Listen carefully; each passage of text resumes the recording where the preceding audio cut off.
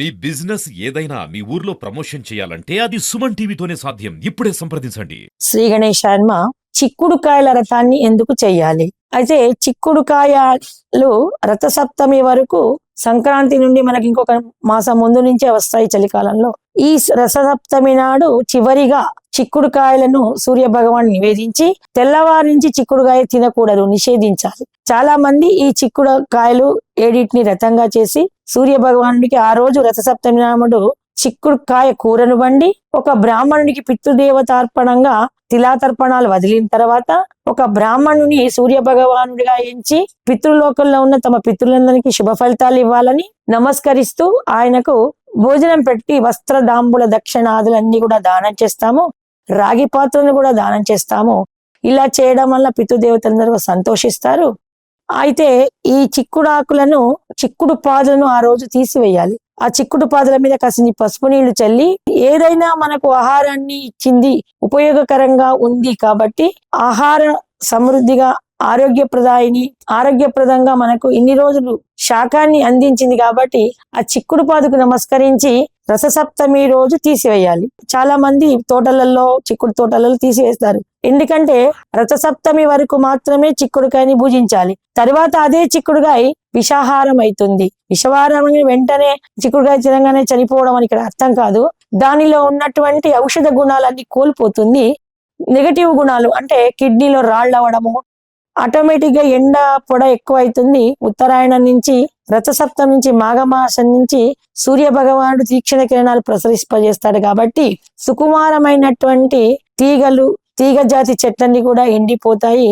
ఆ గింజలలో, చిక్కుడు గింజలలో, అనప గింజలలో ఔషధీ గుణాలు కోల్పోతాయి కాబట్టి అవి తినడం వల్ల పెద్దగా ఫలితం ఉండదు. ఒకవేళ ఏదో శాకంగా ఆహారంగా తింటున్నాం అనుకున్నా కూడా విషతుల్యం అయిపోతుంది. ఇన్ని రోజులు తిన్న చిక్కుడులో నరాలకు, బొక్కలకి, కళ్ళకి రథసప్తమి లోపల తిన్న చిక్కుడులో అటువంటి ఔషధ గుణాలు ఉంటాయి.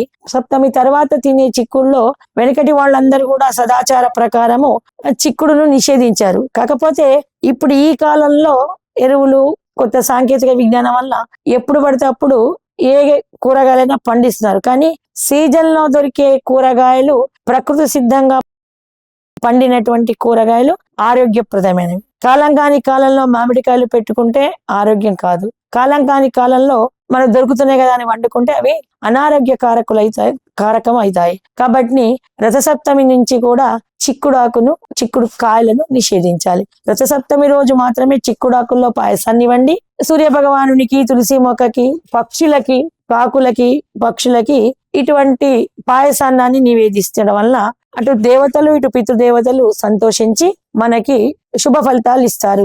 ఇది చిక్కుడు రథం యొక్క విశేషత. రథసప్తమి నాడు తప్పకుండా చిక్కుడాకుల నివేదించాలి. చిక్కుడుకాయలు ఏడిటిని ఒక రథాకారంగా చీపురు పుడగలకు 4 ఒక భాగాన, 3 ఒక భాగంగా పెట్టి ఒకటి జెండాగా అడ్డుగా పెట్టాలి. కిందికి 4 డబ్బా స్కేర్ ఆకారంలో చీపురు పుడకలకు చెక్కి 3 మాత్రమే ఒక మూల వదిలిపెట్టి 3 మాత్రమే త్రికోణాకారంగా రథస్థాయిలో పెట్టి ఇంకొక కాయను జెండాగా పెట్టడం వల్ల బంతి పూలు పెట్టి పూజించడం వల్ల చిక్కుడాకు రథము సంసిద్ధమవుతుంది.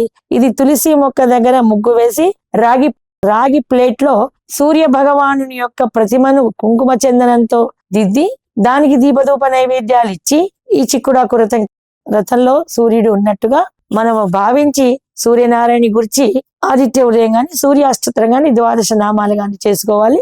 ఆడవాళ్ళు సూర్య అర్ఘ్యాలు 12 నామాలు చెప్పుకొని ఓం ఆదిత్య ఇదమర్ఘ్యం సమర్పయామి, ఓం ప్రభాకరాయ ఇదమర్ఘ్యం సమర్పయామి, ఇలాగా రథసప్తమి వ్రతాన్ని చేసుకొని రాగి వస్తువులు గాని, ఇత్తడి వస్తువులు గాని 13 మంది ముత్తైదులకు పంచుకోవడం వల్ల ఈ వ్రతం పూర్తి అవుతుంది. జై శ్రీరామ్.